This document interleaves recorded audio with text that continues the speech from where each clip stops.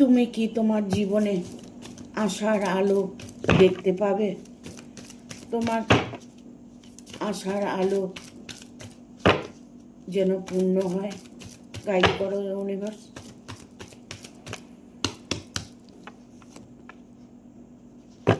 দেখো, তোমার আশার আলোর মধ্যে তৃতীয় কোনো ব্যক্তি আছে, যে ব্যক্তির জন্য তুমি চরম কষ্ট পাচ্ছ, কান্নাকাটি করছো, কোনো সুরাহা পাচ্ছ না। কি করবে সেটা তোমার ভাবনার বাইরে। কি করে তুমি তোমার মানুষটাকে ফিরে পাবে?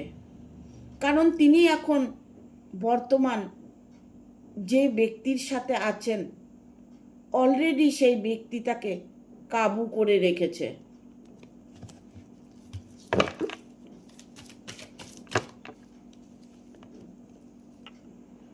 তিনি যদি তোমার সাথে সাক্ষাৎ করে, তাহলে দুজনের মধ্যে এমন লড়াই ঝগড়া হয় যেটা উনি কোনোভাবেই মেনে নিতে পারে না।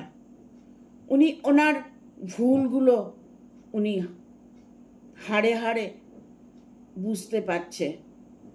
তিনি যে অন্যায় করেছে, তোমার সাথে ভুল করেছে, তার সাজা তিনি ভোগ করছে।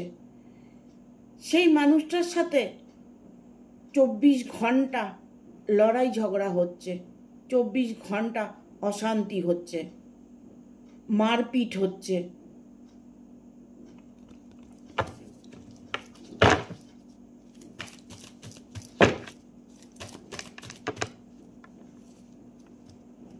তবে তিনি কিন্তু মনে মনে ডিসিশন নিয়েছে যে তোমার কাছে সে ফিরে আসবে।